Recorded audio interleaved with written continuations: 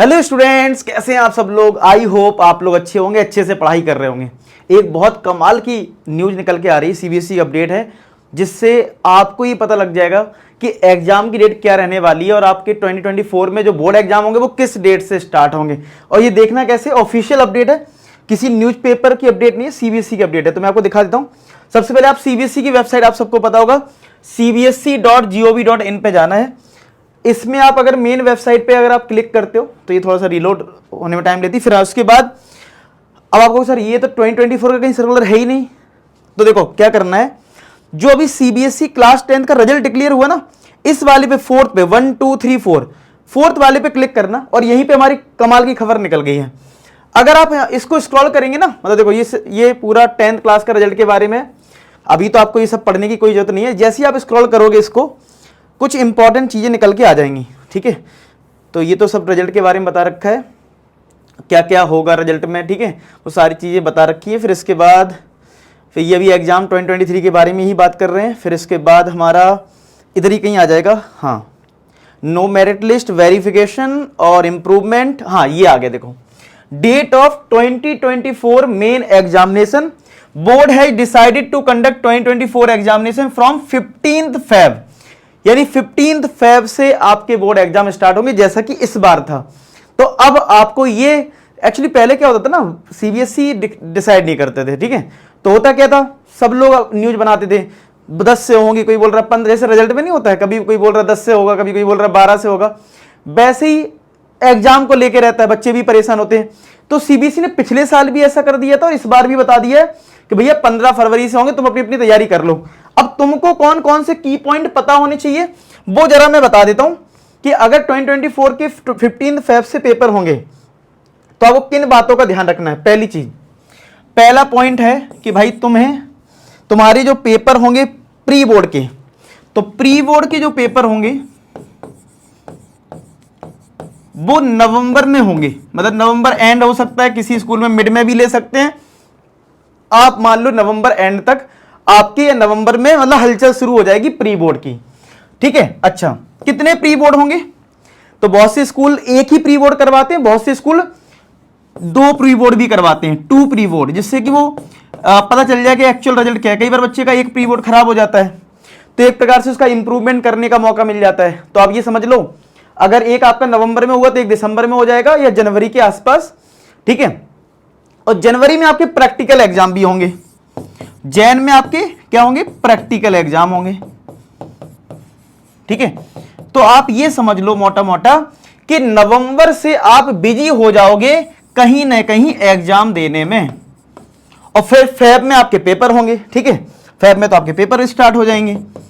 तो आपको भी किस तरीके से पढ़ाई करनी चाहिए, आपको अक्टूबर, आपको बस ये मान के चलो कि अक्टूबर तक अपना सिलेबस एंड कर दो। ठीक है, इस तरीके से लेके चलो कि भाई सिलेबस जो है तुम्हारा अक्टूबर एंड तक हर हालत में कंप्लीट हो जाए। मैं तो कहूंगा रिवीजन भी थोड़ा सा हो जाए, क्योंकि भाई नवंबर में पेपर होंगे। अब अगर सिलेबस कर भी लिया, रिवीजन नहीं है, तो भी दिक्कत आएगी ना। और तो तुमको अक्टूबर तक अपना सिलेबस भी कंप्लीट करना है, प्लस कोशिश ये करनी है कि रिवाइज भी हो जाए। ठीक है, आप लोग कमेंट सेक्शन में बताना कि आपने फिलहाल मैथ्स में कितने चैप्टर्स कंप्लीट कर लिए, 1 कर लिए, 2 कर लिए, बताना। मैं बताऊंगा आपको कि आपकी स्पीड कैसी चल रही, सही चल रही है, नहीं चल रही। मेरे अकॉर्डिंग अभी तक सारे बच्चों के कम से कम 3 चैप्टर्स कंप्लीट हो जाने चाहिए। ठीक है, 2 तो मिनिमम, और तीसरा हो गया तो बहुत बढ़िया, या चल रहा है तो भी बहुत बढ़िया है। ये मिनिमम इतना होना चाहिए। अगर इससे कम है, किसी के 1 ही चैप्टर हुआ है, तो यार आपकी स्पीड स्लो है, आपको थोड़ी स्पीड इंप्रूव करना है। क्योंकि अभी आपको पता है स्कूल बंद हो जाएंगे आपके जून में, आप भी थोड़ा पता चले रेस्ट करने में लग गए, फिर जुलाई में एकदम से प्रेशर आ जाएगा। तो जुलाई, अगस्त, सितंबर, ठीक है, और अक्टूबर, 4 महीने में आपको सारे सिलेबस कंप्लीट करना होगा। तो प्रेशर ज्यादा ना है, तो कुछ अच्छे चैप्टर्स ना पहले से ही कंप्लीट कर लो। जो तुम्हें लगता है कि ये हमारे टफ चैप्टर्स हैं, उनको पहले से निपटा लो, टफ चैप्टर्स को पहले खत्म कर लो। जैसे कि ट्रिग्नोमेट्री हो गया, ठीक है, मैथ्स में ट्रिग्नोमेट्री है, ट्राइंगल कई बार कुछ बच्चों को परेशान करता है, तो ये चैप्टर्स पहले से कर लो।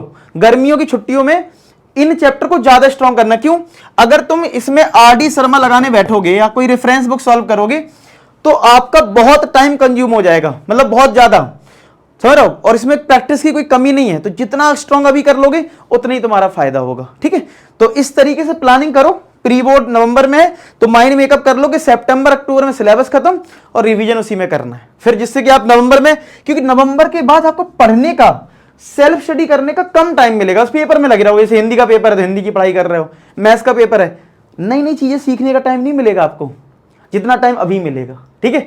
तो इस बात का ध्यान रखें और इस तरीके से अगर आप पढ़ाई करोगे तो डेफिनेटली आपका सही हो जाएगा। अच्छा एक चीज और बता दूं जिनको ना पता हो, आपका जो 100 मार्क्स का पेपर होता है उसको 80 और 20 में स्प्लिट कर लो। जो आपका बोर्ड एग्जाम होगा वो 80 नंबर का होगा, ठीक है, और 20 नंबर जो होते हैं वो इंटरनल असेसमेंट होता है, उसमें कोई एक्सटर्नल एग्जामिनर नहीं आता है। अगर गलती से कोई बच्चा 12th क्लास का वीडियो देख रहा है, ठीक है, तो आपका जो एक्सटर्नल प्रैक्टिकल होता है वो एक्सटर्नल एग्जामिनर आता है। तो 10th और 12th में ये डिफरेंस है, 10th में इंटरनल ही होता है, कोई एक्सटर्नल एग्जामिनर नहीं आता, 12th में आता है, ठीक है, और वहां पे अलग रहता है। केमिस्ट्री का 70-30 होता है तो 30 का प्रैक्टिकल होता है, फिजिक्स का भी 30, मैथ्स का 20 का भी होता है। तो ये सारी चीजें रहती हैं 12th क्लास में। 10th में आपका 20 नंबर जो रहता है वो इंटरनल रहता है, बस आपको 80 नंबर का देना है। तो 80 और ये 20 नंबर में क्या होता है, जैसे नोटबुक हो गया तुम्हारा, तो नोटबुक के लिए तुम्हारे नंबर, और प्रैक्टिकल कोई दे रखा है, वो फाइल वगैरह दे रखी, तो वो सब हमारा ये 20 नंबर में रहता है। तो इसको अच्छे से करना क्योंकि ये स्कूल के हाथ में होता है, 20 में 20 ही मिलते हैं बच्चों को, तो इससे आपकी परसेंटेज अच्छी हो जाती है। तो ये सारी चीजें हैं, इस तरीके से ध्यान रखोगे आपको नंबर बढ़िया मिलेंगे, ठीक है। बाकी आप लोग बताना कमेंट सेक्शन में आपने कितने चैप्टर्स कर लिए हैं। अच्छा एक और काम की बात बता दूं कि आज हम लोग क्या ना पॉलिनोमियल के टॉप 25 क्वेश्चंस का एक मैं टेस्ट लेने जा रहा हूं। अगर आपने पॉलिनोमियल्स को कर लिया अच्छे से कवर तो लिंक डिस्क्रिप्शन में आ जाना, 950 पे क्लास है, ठीक है। इसमें हम लोग पोल करवाऊंगा मैं आपके साथ और देखूंगा किसकी फर्स्ट रैंक आई है, मतलब पता लगे मुझे कि कितने बच्चे अच्छे से पढ़ाई कर रहे हैं। और बाकी टेलीग्राम वगैरह ज्वाइन कर लेना जिसपे आपको पीडीएफ वगैरह मिल जाती है। तो ये चीज आप सेशन को आज ज्वाइन करना और इसमें देखते हैं आज कौन टॉप करने वाला। चलो बाकी मिलते हैं नेक्स्ट वीक, तब तक अपना ख्याल रखें, पढ़ाई करते रहें। लास्ट में एक ही बात बोलूं कि आप सभी सफल हो। धन्यवाद।